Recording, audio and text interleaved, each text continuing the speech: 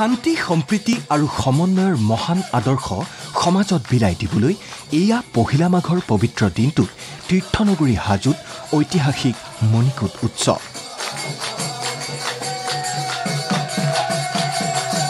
হিন্দু মুছলমানৰ অপূৰ্ব সম্প্ৰীতি সমন্বয়ৰ স্মৃতিক চিৰযুগমীয়া কৰি ৰখাৰ প্ৰয়াসেৰে তীৰ্থনগৰীত এইবেলিও মণিকূট উৎসৱ আৰু সমন্বয় শোভাযাত্ৰাক লৈ দেখিবলৈ পোৱা গ'ল উখল মাখল পৰিৱেশ।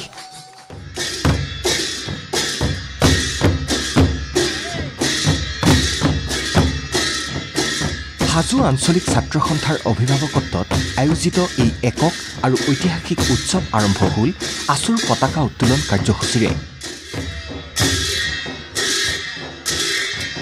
শ্বহীদ তৰ্পণৰ পাছতে উলিওৱা হ'ল পুৱামক্কা দৰগাহৰ পৰা মাধৱ মন্দিৰলৈ বহু প্ৰত্যাশিত সমন্বয় শোভাযাত্ৰা। এয়া তাৰেই দৃশ্য।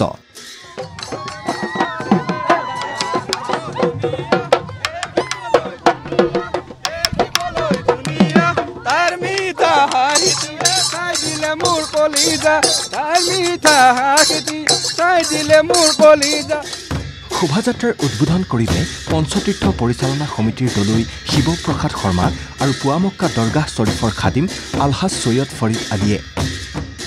ইয়াত ধৰ্ম ভাষা বা এইবিলাক আটাইবিলাক বস্তু যাতে সকলোৱে মিলি থাকে, যিটো নেকি আগত অসমতেই হওক বা কামৰূপতেই হওক বা ভাৰততে হওক আছে নাই, সেই বস্তুটো কিন্তু ইয়াত আগৰ পৰা আছে। আমি সঁচাই আজি বিৰাট সুখী যে এই সমন্বয় যাত্ৰাটো আমি প্ৰায় ৩৭ বছৰে ধৰি ৰাখি আছোঁ আৰু ইয়াৰ দ্বাৰা যাতে গোটেই অসমবাসী উপকৃত হয়, মই এইটো বিচাৰিম আৰু আমি এটা নিদৰ্শন দাঙি ধৰিম যে আমি সঁচাই আমি কোনো ধৰ্মৰ কাৰণে কাম নকৰোঁ, আমি সকলো আমি এক হৈ চলাৰ কাৰণে চেষ্টা কৰিম। এই বৰ্ণিল শোভাযাত্ৰাত অংশগ্ৰহণ কৰে উত্তৰ পূৰ্বাঞ্চলৰ কেইবাটাও বাৰেৰহণীয়া সাংস্কৃতিক গোষ্ঠীয়ে। থলুৱা সাংস্কৃতিক গোষ্ঠীসমূহে পৰিৱেশন কৰে জিকিৰ জাৰি। গায়ন বায়নে খোল তাল লৈ আয়তীসকলে নাম কীৰ্তন কৰি অংশগ্ৰহণ কৰে শোভাযাত্ৰাত।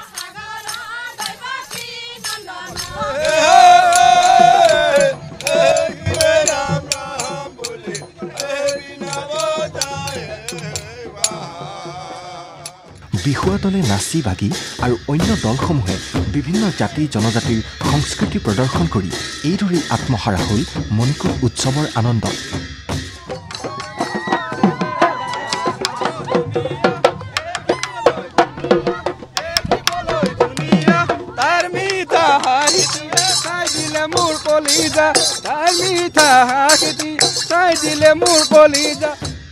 শোভাযাত্ৰাৰ আমন্ত্ৰিত অতিথি হিচাপে উপস্থিত হ'লগৈ খগেন গগৈ, দীপলীনা ডেকা, দীক্ষু শৰ্মা, আইলিকা কাশ্যপকে ধৰি কেইবাগৰাকীও জনপ্ৰিয় শিল্পী।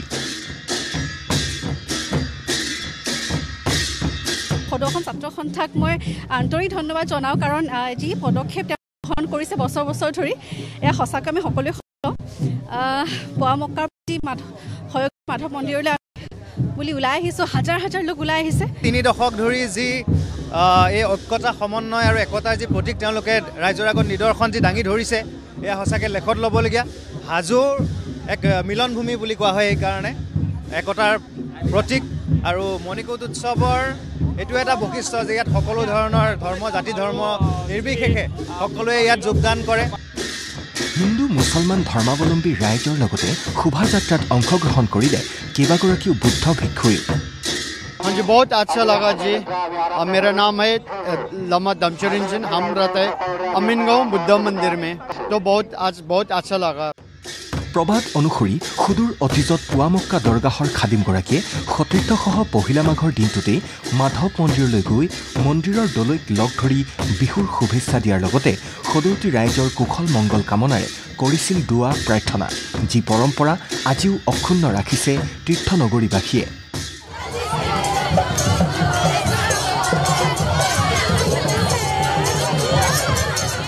চাওক, আমি হাজো কৈবৰ্ততলৰ ৰাইজ গয়ৰৰ পৰা আমি মানে আজি 1 মাঘৰ দিনাখন আমি ৰাতিপুৱা আহি পেলাই বৰাকুণ্ডত স্নান কৰোঁ। স্নান কৰি পশ্চিম খটখটিৰ পশ্চিম দুৱাৰেদি আহি পেলাই আমি মাধৱ মানে মন্দিৰ দৰ্শন কৰি 7 পাক তাতে আমি ঘূৰি পেলাই আমি মন্দিৰ দৰ্শন কৰোঁ। দৰ্শন কৰি পেলাই আমি পূব খটখটিদি আমি নামি আহোঁ।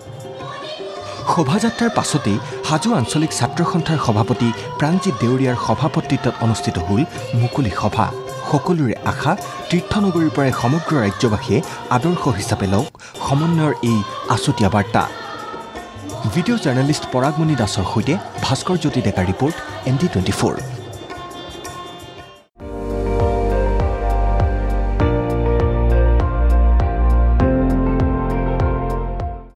আপুনি চাই আছে ND24, সৰ্বশ্ৰেষ্ঠ নহয় সৰ্বোত্তমৰ দৌৰ।